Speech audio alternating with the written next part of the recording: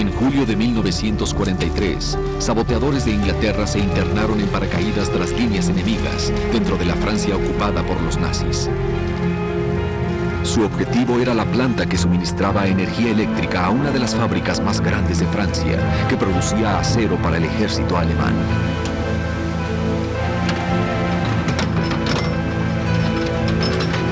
Para entonces, el Comité de Operaciones Especiales, SOE por sus siglas en inglés, podía atacar en el corazón del territorio enemigo. Sus agentes de campo estaban apoyados por una eficiente organización en casa. La labor consistía en introducir agentes, proporcionarles suministros y extraerlos nuevamente. Todas estas operaciones se llevaron a cabo sin nada escrito, en máximo secreto. Dijo que ocurra lo que ocurra, nadie debe enterarse de lo que sucede. No deberás decírselo a tu madre, a tu padre, a tu hermana, hermano o novio. Y yo le contesté tímidamente que no tenía novio. Él me dijo que si conseguía uno, que no le revelara nada. Si imprimíamos tarjetas de raciones, registros de identidad o actas de nacimiento, tenían que ser absolutamente perfectos porque los examinaba la Gestapo. Así que tenían que ser perfectos. Me preguntaba para qué querrían pedazos de carbón. Poco después me enteré que los iban a rellenar con explosivos plásticos para enviarlos a donde quiera que desearan volar algo. Nuestra gente era del tipo revolucionario.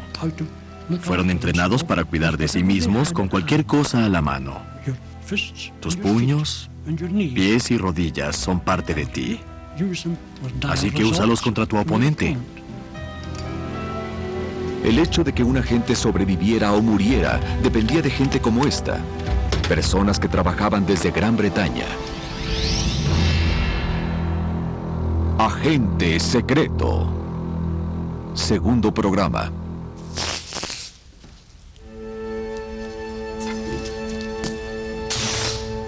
Dos departamentos familiares en la sección occidental de Londres fueron el lugar de nacimiento de una agresiva nueva fase en la guerra de Gran Bretaña contra Alemania.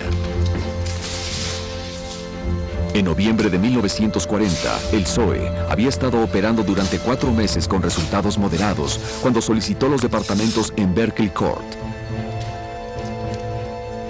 El trabajo que inició aquí transformaría la organización en una letal y eficiente fuerza combativa.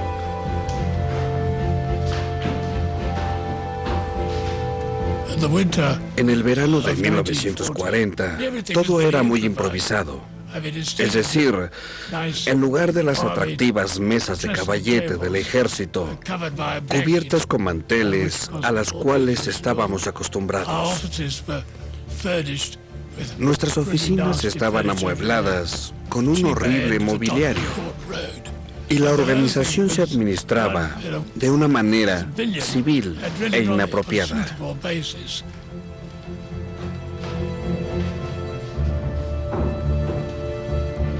El director del SOE era un civil, el doctor Hugh Dalton, ministro de Economía Bélica. Los militares habían resentido la independencia del SOE. Dalton necesitaba demostrar que esta organización no era un desperdicio de valiosos recursos.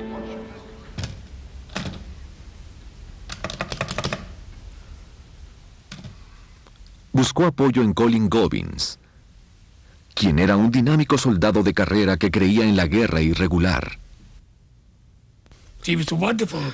Era un maravilloso líder de jóvenes, a quienes inspiraba. Tenía un temperamento imaginativo, realmente visionario. Gobbins era una de esas personas que veía las cosas desde el principio hasta el amargo fin. Gobbins tuvo que crear un ejército secreto. Por el momento, enviar agentes al frente era imposible. No había un solo contacto por radio directo a el SOE desde la Europa ocupada, por lo que no se podía llevar a cabo una guerra clandestina o actividades subversivas hasta establecer ese contacto. Después se tenía que reclutar algún tipo de organización para suministrar armas y equipo y armar toda la operación. Los reclutas del SOE podrían ser hombres o mujeres, civiles o militares. Todos tenían que hablar un idioma extranjero si habrían de sobrevivir en la clandestinidad. Guido Schems-Sheva, un holandés, hablaba 5 idiomas. Había sido agente de fletes antes de escapar a Inglaterra cuando los alemanes invadieron Holanda. Schems-Sheva se había unido a los comandos, pero incluso eso resultó demasiado sedentario para su espíritu aventurero. Es muy divertido hacer toda clase de trucos. Trepar la torre de una iglesia o ir a disparar temprano en la mañana. Yo necesitaba más.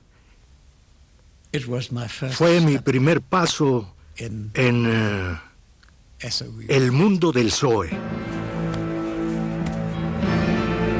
Los reclutas del SOE tendrían que ser entrenados para un nuevo tipo de combate letal e impropio de caballeros.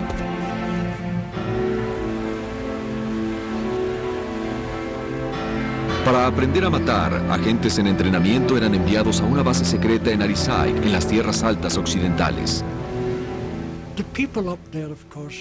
La gente de allá, por supuesto, desde hacía mucho estaba muy consciente sobre guardar secretos. Después de Culloden, en 1746, el príncipe Carlos fue ocultado y el gobierno le puso un precio a su cabeza de 30,000 libras esterlinas, pero nadie dijo nada. Y la honestidad, lealtad de la gente de allá es innata. Nadie diría nada acerca del SOE. Uno de los primeros instructores de Arisaig fue Ernest van Morik. El SOE era tan secreto que hasta él sabía poco de sus reglas. SOE era un término que ni yo ni nadie en Arisaig había escuchado antes.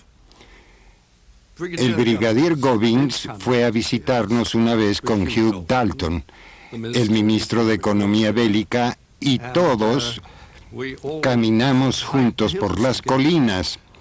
Y recuerdo haberle dicho a mi comandante, el mayor Jimmy Young, ¿qué tiene que ver este civil con todo?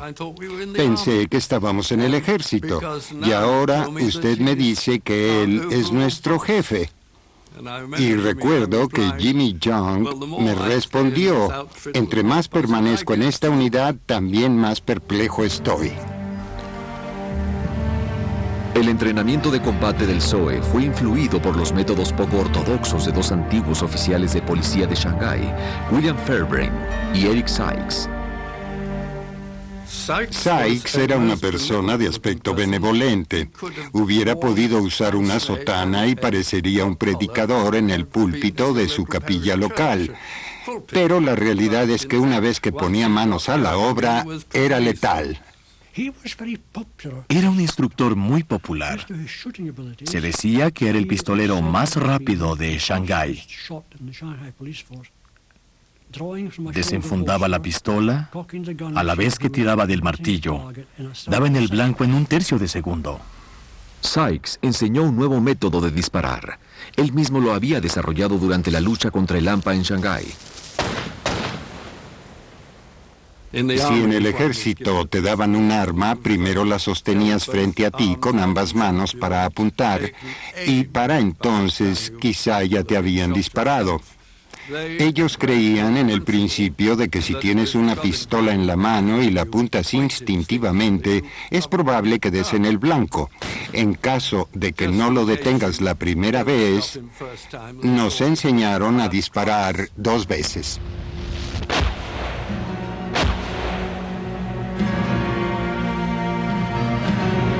En un libro publicado durante la guerra, Fairbrain y Sykes revelaron el éxito que obtuvo esta técnica en Shanghái. Policías asesinados 42, criminales 260. William Fairbrain, quien aparece en esta película, era el instructor de matanza silenciosa. ¿En cuántas ocasiones su vida puede depender de la manera correcta de lidiar con un centinela? Deberá ser acechado desde la retaguardia, después golpeado en la manzana de Adán y la parte inferior de la espalda y arrastrado hasta donde se le puede aplicar una llave japonesa. Y este es el final de él. Era algo completamente revolucionario. Nunca lo habíamos hecho. No se nos hubiera ocurrido que se tuviera que hacer este tipo de cosas. Pero cuando estás involucrado en misiones clandestinas, tienes que estar preparado para lidiar con todo tipo de situaciones. Así que nos enseñaron varias llaves, técnicas para usar las manos, a golpear a la gente en diferentes partes del cuerpo, todo tipo de partes letales donde solo necesitas empujar la mano y el resultado sería la muerte. El entrenamiento comando del SOE tenía la finalidad de promover la autoconfianza, iniciativa y agresión. Los reclutas más exitosos no siempre jugaron por las reglas. Uno de los aprendices de Von Morrick era Michael Trotobas, un cocinero de Brighton de 27 años. Él exhibió tener el tipo de inventiva que se requiere para la lucha clandestina. Una noche, Trotobas secretamente armó una bomba para complementar sus raciones de guerra con salmón fresco de un lago cercano. Pero su viaje de pesca fue demasiado exitoso. Decenas de salmones fueron muertos.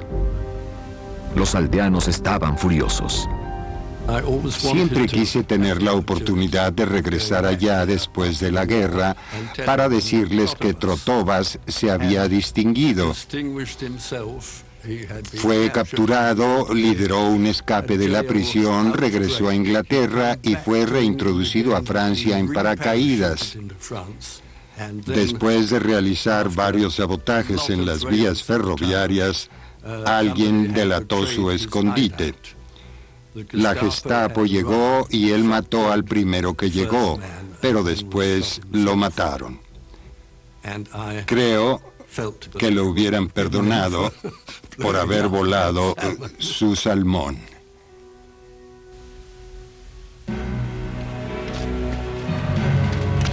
Para principios de 1941, los alemanes habían afianzado su dominio en Europa.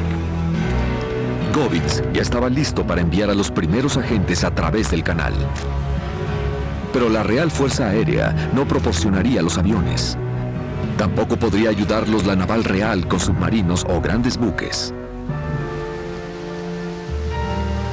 En un estuario de Cornish, el SOE armó su propia flota para realizar viajes clandestinos a través del canal. Era una extraña colección de embarcaciones pequeñas. Una de ellas era el Mutin, un bote pesquero francés de 60 toneladas. Tom Long ingresó al SOE un día después de que fue bombardeado por aviones alemanes. Había marineros removiendo balas y parchando hoyos en todo el barco. Había muchas velas ensangrentadas y baleadas. Pensé, Dios mío, ¿en qué lío me he metido ahora? Long fue asignado al mando de otra embarcación inusual, una gabarra prestada por la Real Fuerza Aérea.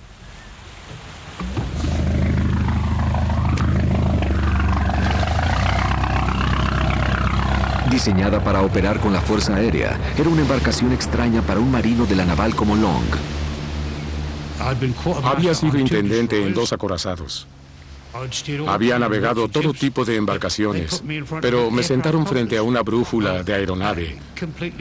Eso me desconcertó totalmente, porque giras el timón en dirección opuesta y tardé un poco en acostumbrarme a conducir en dirección opuesta. La meta era atravesar el canal de noche. Para ello, era crucial tener un buen conocimiento geográfico de la costa francesa. El SOE empleó a un pescador de atún francés llamado Pierre Guillet. Pero un oficial de la Naval Real se rehusó a que subiera a bordo. Este nuevo oficial, un teniente comandante, dijo: no necesito a un estúpido hombre francés para enseñarme la costa francesa. Yo fui oficial de navegación del Queen Mary cuando hizo un viaje alrededor del mundo, y a usted no lo necesito. Sin Pierre Guillet estaban perdidos. Después de 4 infructuosos intentos de encontrar un lugar para desembarcar, el Zoe insistió en que el francés estuviera a bordo, fuera o no marino de la naval. Pierre subió al puente y dijo, yo voy. Y el comandante le dijo, sí, esta vez vendrás. Entonces el francés le respondió, bien, si yo voy, tú bájate de a bordo, porque no iré contigo. Aún con los conocimientos de Pierre, navegar en la oscuridad total es un asunto peligroso. Pierre se colocaba en la proa y me indicaba con un movimiento del brazo, por aquí o por acá, y yo seguía sus direcciones. Había grandes rocas y todo eso, y yo pensaba, Dios mío, un maldito pez no podría nadar por aquí sin lastimarse la cola.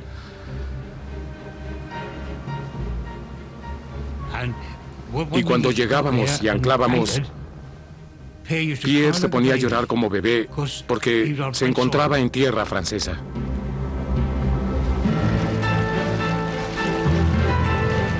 Con la embarcación anclada a una distancia de la costa, los agentes y el equipo eran desembarcados en canoas. Cuando aterrizábamos en una playa, no sabíamos si estaba minada, no sabíamos si habría un comité alemán para darnos la bienvenida, y no sabíamos, a menos que hubiera miembros de la resistencia allí, dónde guardaríamos nuestras provisiones. Así como Tom Long introdujo agentes en Francia, también sacó a miembros de la resistencia. Encontrar la embarcación madre en la oscuridad era un problema, hasta que los expertos del Zoe pensaron en una solución ingeniosa. Estas esferas luminosas eran más pequeñas que una pelota de golf y eran la cosa más maravillosa que teníamos. Cuando veníamos de regreso, izábamos las esferas luminosas para que la embarcación madre las viera y viniera a recogernos. Por medio de operaciones como esta, el Zoe proporcionó información vital para las condiciones en la Europa ocupada. Información que podría hacer una diferencia crucial entre la supervivencia de un agente o su captura.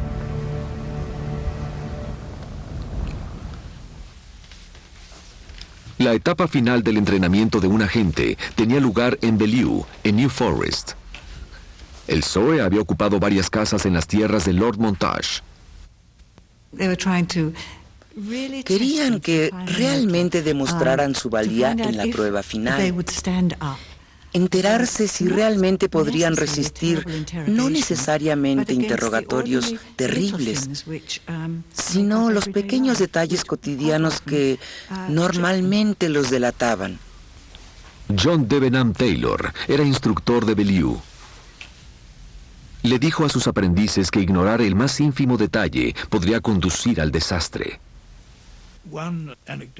Una de las anécdotas que les decía era el caso de un tipo que había llegado recientemente a Francia y que poco después de su llegada entró a un café y pidió café noir, café negro, lo cual inmediatamente llamó la atención de la camarera, porque por supuesto no había ningún otro tipo de café en Francia en esos días. Antes de la guerra, Debenham Taylor había estudiado agricultura. Ahora estaba enseñando toda una gama de habilidades muy diferentes. El énfasis principal era intentar enseñar métodos sencillos de caracterización, como cambiar tu apariencia utilizando anteojos cuando normalmente no lo haces, al rasurarte o dejar de hacerlo cuando normalmente no lo hacías. En general, cambiar tu apariencia a través de trucos sencillos. Uno de los trucos que recuerdo era crear cicatrices falsas con nitrato, pero no duraban mucho, así que sabías que no podías cambiar mucho tu apariencia con métodos como ese. Debenham Taylor se convirtió en un excelente cerrajero. Su demostración más impresionante consistía en abrir un par de esposas alemanas. Descubrí que si obtenías una cuerda de violín o algo parecido, o hasta un alambre delgado, y lo amarras alrededor de un lápiz, y el otro extremo del alambre lo introduces por el cilindro del cerrojo, sujetándolo con los dientes, y el otro extremo lo sostienes con la otra mano.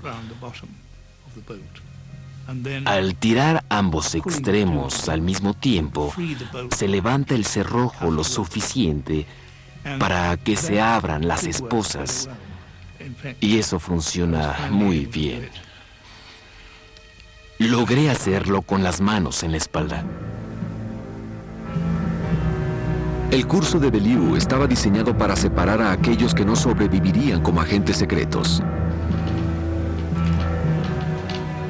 George Brown, un químico egresado de la Universidad de Oxford, fue ordenado a irrumpir en una propiedad del Zoe cerca de Bellew como ejercicio. Desafortunadamente, entró en el edificio equivocado. Encontré esta casa con la ventana abierta, así que entré, pero muy pronto me percaté por el mobiliario de que no era una casa ocupada por los militares. Así que salí por la ventana que entré y huí corriendo. Las cosas empeoraron más adelante cuando Brown fue sometido a una falsa sesión de interrogación. Inesperadamente me llevaron a una habitación muy pequeña donde había 3 oficiales, supuestamente británicos, vestidos como oficiales alemanes sentados al otro extremo de la mesa. La luz era muy intensa, hacía mucho calor. La habitación era pequeña y procedieron a maltratarme verbalmente. Me costó trabajo tomar seriamente todo ese ejercicio y creo que me puse a reír, por lo que ellos suspendieron el ejercicio con mucho enfado. George Brown no se convirtió en agente. El ejercicio de graduación de Guido Sem-Sheva fue real.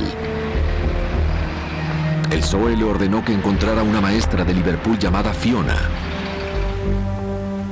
Se sospechaba que ella introducía simpatizantes nazis a la República Irlandesa con la ayuda del ejército revolucionario irlandés. Sem-Sheva hizo contacto con ella en una taberna. Hice correr el rumor de que yo era un prisionero de guerra en fuga y que intentaba ir a Irlanda. Aunque no soy muy alto, no era mal parecido. Y las mujeres son mujeres, especialmente si ella es atractiva. Tenía hermosos ojos verdes y cabello negro. Bajo circunstancias especiales, una vez que las cosas llegan a la cama, se vuelven más fáciles. Tras 11 días de pasión, Fiona gestionó el traslado de Sem-Sheva a Irlanda. Pude comunicarme a Londres y me dijeron que prosiguiera, que lo peor que podría pasarme sería encontrarme en Cork. La siguiente mañana, un marinero llevó a Sem-Sheva a un barco en Birkenhead. La policía los atrapó cuando subían a bordo. Cuando Sem-Sheva fue puesto en libertad ante Fiona, ella se percató que había sido traicionada. Me escupió. Me sentí como un patán. Era parte del trabajo.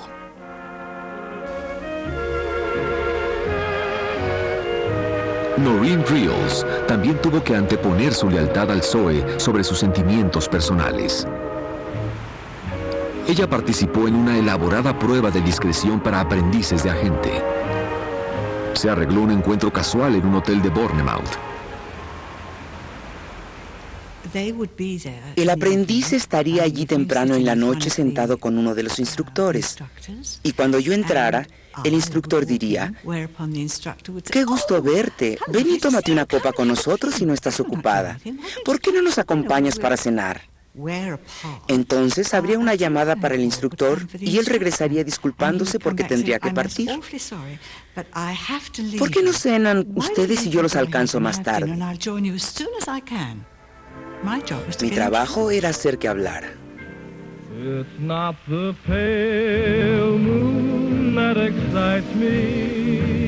Colonel Reed y su acompañante, un aprendiz de agente danés, fueron a la terraza del hotel y observaron el mar. Permití que me tomara la mano y que se pusiera un poco sentimental. Y le dije, ¿qué haces? ¿Estarás mucho tiempo aquí? Y él dijo, no, me iré la próxima semana. Le pregunté que a dónde iba y me contestó, me introducirán a Dinamarca en paracaídas. Y entonces le pregunté qué iba a hacer. Y él dijo que tal vez yo no lo supiera, pero que mucha gente estaba siendo introducida en paracaídas a territorio enemigo ocupado para trabajar como agentes y espías. Estoy organizando grupos de resistencia para que cuando venga la invasión haya gente preparada para rebelarse contra los alemanes. Ya no lo presioné más porque sabía que no tenía caso. Ya estaba metido hasta el cuello. Fue una lástima. Había pasado por todo ese entrenamiento y solo por la luna en una cálida noche de verano lo echó todo a perder.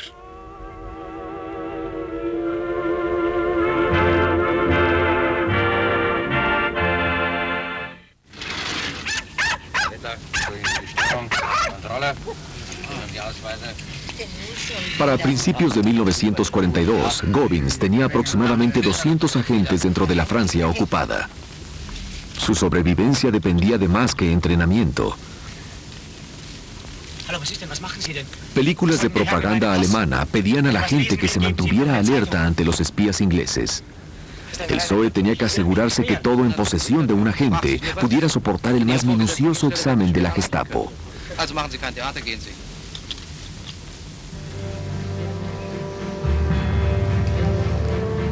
En agosto, el SOE estableció su propia sección de documentos falsos en el hogar de Lord Oldenham, en Essex. El SOE la denominó Estación 14. Pauline Brockis ingresó a la sección cuando tenía 19 años. Trabajó en la oficina técnica. Me llevaron a su oficina. Quedé anonadada. Me enteré de lo que estaba sucediendo, porque no tenía la más mínima idea. No lo sabía. Los artesanos de la Estación 14 podían reproducir cualquier cosa en muy poco tiempo. En 1942, la resistencia francesa envió una muestra de una nueva tarjeta de raciones que estaba por salir. Creo que entregamos varios miles de tarjetas de raciones en blanco a Francia, un día antes que las autoridades francesas emitieran las suyas. Pauline Brockis compartía una oficina con una de las estrellas de la sección. Antes de la guerra, el sargento mayor Gatworth había sido policía. Ahora era un experto falsificador de escritura a mano. Su habilidad era absolutamente fantástica. Creo que tenía la mesa llena de grandes tinteros, tanto que jamás había visto alguno así, con todo tipo de tintas y diferentes tipos de plumas. Nunca lo vi practicar. Escribía directamente sobre la tarjeta o lo que fuera que tuviera que firmar, lo cual era sorprendente. La labor de Gatworth sería sometida a la más crucial de las pruebas. El acorazado alemán Tirpitz, anclado en un fiordo noruego, representaba una gran amenaza para los convoyes del Atlántico del Norte. En octubre de 1942, el SOE y la Naval Real montaron una operación conjunta en contra del acorazado, utilizando un barco pesquero noruego como cubierta. El mal tiempo provocó que la operación fuera abortada, pero no antes que las falsificaciones de Gatworth demostraran su valor. El barco pesquero fue detenido dentro del fiordo por un barco patrullero alemán. El oficial alemán que abordó el barco pidió los documentos y cuando se los entregaron los examinó y reconoció la firma de su amigo, aunque en realidad eran nuestros documentos, elaborados en Roiden. Eso demuestra que eran perfectos, ¿no es así? La Estación 14 falsificó alrededor de 275,000 documentos diferentes para agentes en todo el mundo.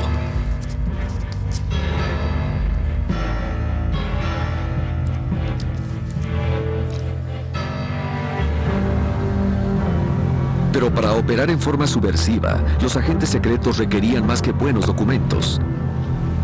Hasta los detalles más ínfimos en su ropa o posesiones podían delatarlos.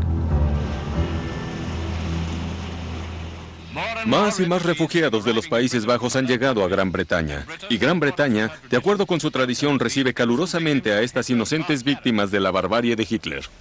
Cuando los refugiados llegaban a Inglaterra, se les entregaba ropa nueva. Pero sin que ellos lo supieran, sus viejas posesiones servían para vestir a los agentes. En un principio eran enseres masculinos en su mayoría. Evidentemente, en ese momento no pensaron en las mujeres. Eran valijas, abrigos del continente, algunos con cuello de piel. Había sombreros, guantes, corbatas, cualquier cosa que quisieran darnos. Cuando la demanda superó los suministros, la sección de camuflaje del SOE entró en el negocio de la ropa. Utilizó una compañía de modas llamada Larocco. Fabricaba ropa para agentes. Claudia Pulver había nacido en Viena y se entrenó como diseñadora de vestidos. Tomamos camisas viejas de los refugiados, las desbaratamos y estudiamos la manera en que habían sido fabricadas. Observamos las costuras y ciertamente había una gran diferencia entre las costuras que se hacían en el continente y las que se hacían en Inglaterra. El ojal de los botones del cuello era vertical en lugar de horizontal. Esa era una diferencia importante. Hicimos muchos patrones de cartón de estilos y métodos europeos para que cuando la gente viniera a nosotros, tuviéramos un catálogo del cual pudiera escoger sus propios estilos. En su momento pico, la sección de camuflaje vestía a un promedio de 16 agentes al día. Las agentes femeninas más famosas del SOE acudían a Claudia para confecciones a la medida. Recibimos a Violet Chavo, quien quizás sea la mujer más bella que he visto. La mayoría de ellas sabía exactamente lo que querían, porque habían vivido en Francia. Por supuesto, siempre hablaron francés o alemán a la perfección. La atención a los detalles era meticulosa.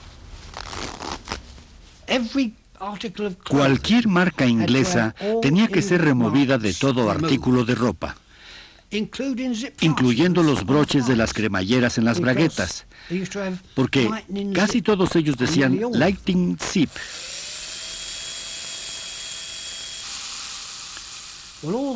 Todo eso era removido con pinzas de dentista, porque ello delataría inmediatamente a un agente si era capturado.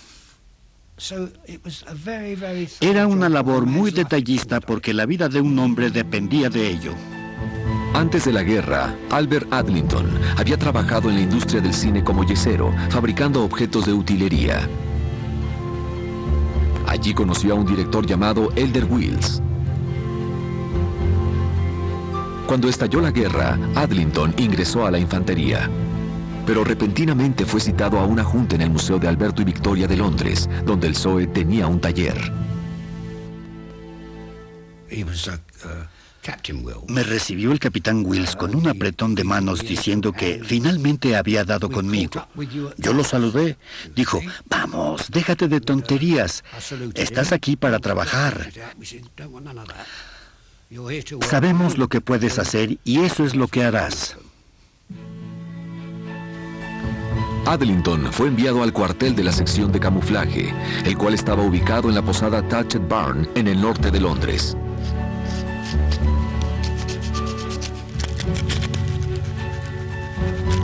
Allí le ordenaron deteriorar artículos nuevos para que no se vieran fuera de lugar en posesión de un agente.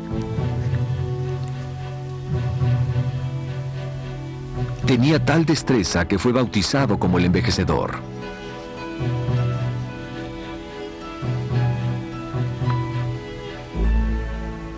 En ocasiones, visitantes importantes recibían un recorrido del taller. Una mañana, durante la visita de un general estadounidense, Adlington encontró un par de guantes sobre su mesa de trabajo. Les dio el tratamiento completo. Esa misma tarde regresó el general y dijo, oiga, dejé mis guantes aquí. Yo le dije, ¿eran los amarillos? Y respondió que sí. Le dije, aquí tiene. Pero él dijo, no, esos no son míos, los míos son nuevos. Yo le dije, lo fueron hasta que usted los dejó sobre mi mesa de trabajo. Y pensó que era maravilloso. Dijo que los conservaría para recordar el horrible lugar. La experiencia de Albert Adlington para hacer objetos de utilería para cine ahora era utilizada para disimular equipo de radio que se introducía de contrabando en Europa. Me llevaron un tronco, el cual tenía que ser moldeado en dos mitades. Hacíamos lo que se conoce como un molde de piel. Tomas una cubeta de gelatina caliente y viertes algo de esta gelatina sobre el tronco. Y al poco tiempo, todo el tronco estará cubierto con esta gelatina de 1 centímetro de espesor. Una vez que se secaba, rociabas un poco del yeso sobre la gelatina y envolvías todo con una manta que había sido remojada en yeso. Una vez que terminabas una mitad, la volteabas y hacías lo mismo con la otra mitad. Se empacaban y se sellaban con el radio adentro. Las enviabas a Polonia, donde el agente que las recibía era un leñador. La sección de camuflaje utilizaba técnicas similares para ocultar armas para la ofensiva. La tarea más extraña de Adlington consistió en recolectar heces de camello del zoológico de Londres. Moldeadas en papel maché, se convertirían en las trampas más inusuales. Elder Quills le ordenó que mantuviera su misión en secreto a cualquier costo. Conduje un pequeño camión y se me dijo que una vez que llegara al zoológico y obtuviera lo que quería, nadie debería ver lo que traía, y que si alguien lo hacía, que utilizara este revólver y lo matara. Pensé, Dios mío. Cuando veníamos de regreso, 2 oficiales nos detuvieron en Hyde Park y nos preguntaron qué hacíamos. Yo le dije que lo sentía, que no podía decírselo, y uno de ellos se dirigió a la parte posterior del camión para dar un vistazo. Alto, le dije, si toca esas hebillas, tendré que dispararle con este revólver. Lo hubiera matado porque teníamos órdenes estrictas de que nadie viera lo que había dentro de ese vehículo. Aparentemente, sea lo que sea para lo que los hayan utilizado, tuvo mucho éxito. Quizá para volar algo en el desierto, porque solo querían estiércol de camello en el desierto, ¿verdad?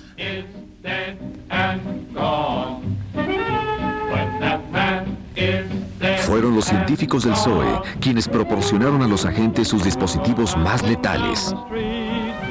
Mechas de acción retardada, incendiarios, el Welrod, una pistola con silenciador. Hasta hubo una pistola de gas diseñada como bolígrafo. Traten a su bolígrafo de gas lacrimógeno como cualquier otro instrumento de calidad. Manténganlo limpio y, si lo requiere, utilicen un buen aceite casero para lubricarlo. Siguiendo estas sencillas instrucciones, obtendrán años de servicio.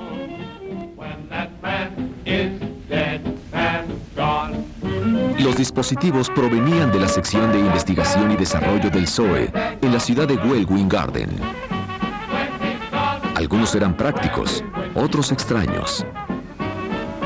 El estudiante de química George Brown no logró reclutarse como agente. Ahora se convertiría en un sabio que probaría equipo para comprobar su desempeño en el campo.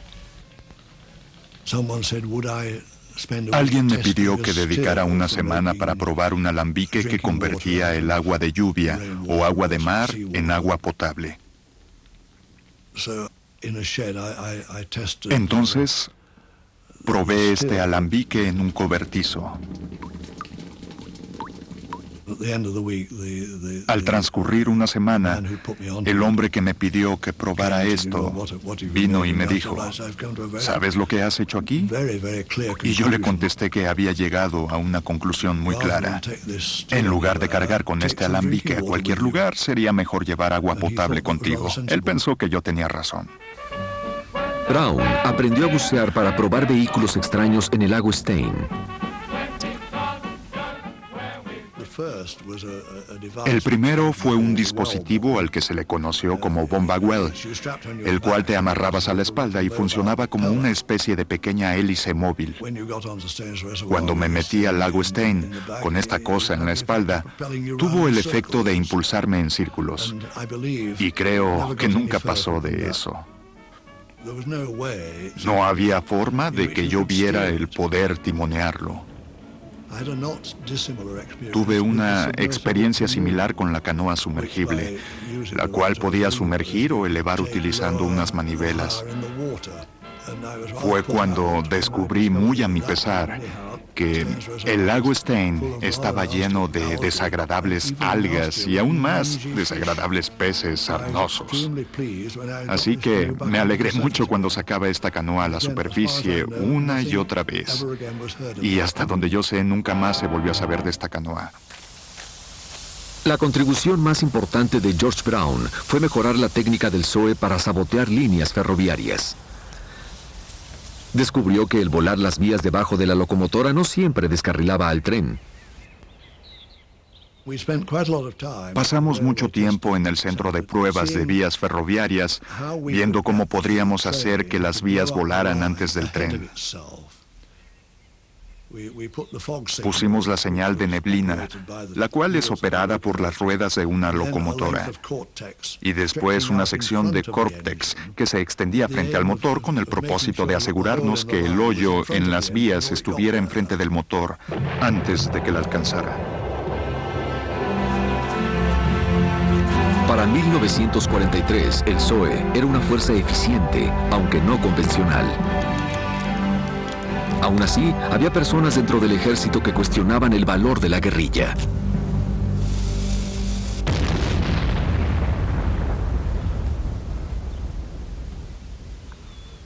El crítico más acérrimo del SOE era Sir Arthur Harris, jefe del comando de bombarderos. Él creía que solo los bombardeos podrían traer la victoria. Muchas personas dirían que los bombardeos nunca ganarían una guerra. Mi respuesta a eso es que nunca ha sido intentado y lo veremos. Alemania. Harris se opuso vigorosamente a que el SOE utilizara sus aviones porque consideraba que era un desperdicio de recursos. Colin Gobbins, jefe de operaciones del SOE, necesitaba demostrar cuán efectivos podrían ser sus agentes. En el otoño de 1943, tuvo la oportunidad de hacerlo. Le Creusot era un enorme complejo industrial cerca de Chalon-sur-Saône, en Borgoña. Fabricaba acero. Informes de inteligencia sugerían que suministraba a los alemanes con armas pesadas, vehículos blindados y tanques. Le Creusot era tan grande e importante que se le apodó como el Krups de Francia.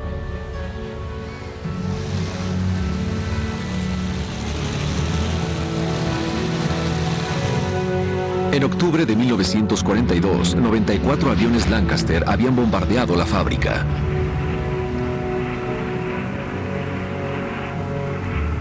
Reconocimiento aéreo mostró solamente daños leves al complejo.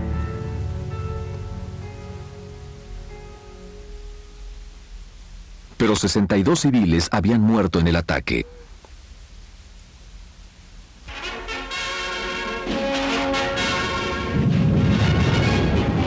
El comando de bombarderos volvió a atacar en junio de 1943. Las fábricas de guerra del eje europeo están sintiendo el peso del comando de bombarderos que acecha y ataca. A pesar de la propaganda, en esta ocasión murieron 282 civiles. Para el PSOE, esto significaba una oportunidad para demostrar que podía triunfar donde el comando de bombarderos había fallado. 2 agentes franceses fueron seleccionados. Raymond Basset era bombero. André Jarrot era mecánico automotriz que había quedado devastado por las fatalidades en su pueblo natal. Poco antes de su muerte, a principios de este año, Jarrot habló sobre su trabajo como saboteador.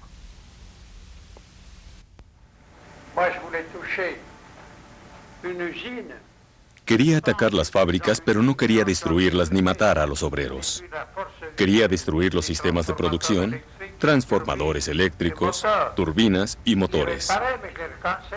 Los reparaban y yo volvía a destruirlos. Me daba gusto mi labor. Para entonces, el PSOE podía identificar con precisión los objetivos de sabotaje que causarían el mayor daño. El plan consistía en atacar en forma simultánea las 3 plantas eléctricas que suministraban electricidad a Le Creusot.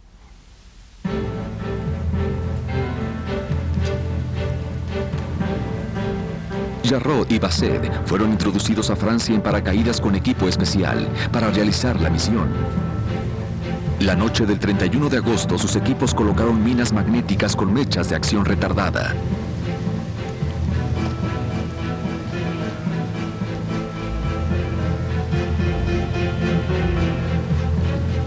Disfrazado de obrero, Basset evadió a 22 gendarmes y a 2 soldados alemanes y se escabulló dentro de la central eléctrica. Mientras tanto, en la cercana estación del transformador, Jarrot le dio a su grupo de resistencia la primera lección sobre cómo colocar explosivos correctamente. Para la 1 de la mañana, todas las cargas estaban colocadas y las mechas activadas.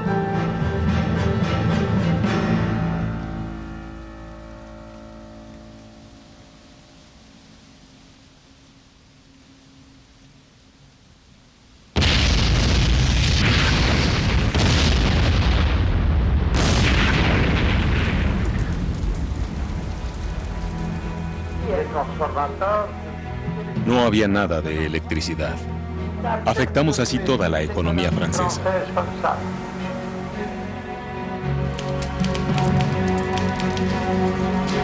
La operación fue un éxito total. 10 transformadores fueron destruidos y la producción en Le Creusot fue inhabilitada. No hubo bajas civiles. Gobineau recomendó a ambos agentes para honores militares, los cuales en raras ocasiones eran conferidos a ciudadanos extranjeros. Raymond Basset recibió la Cruz Militar. André Jarrot obtuvo la Medalla de Conducta Distinguida y la Medalla Militar. El PSOE había demostrado que pequeños grupos de saboteadores podrían causar más daños que una flota de bombarderos pesados. Ahora tendría que extender sus redes de resistencia por toda la Europa ocupada.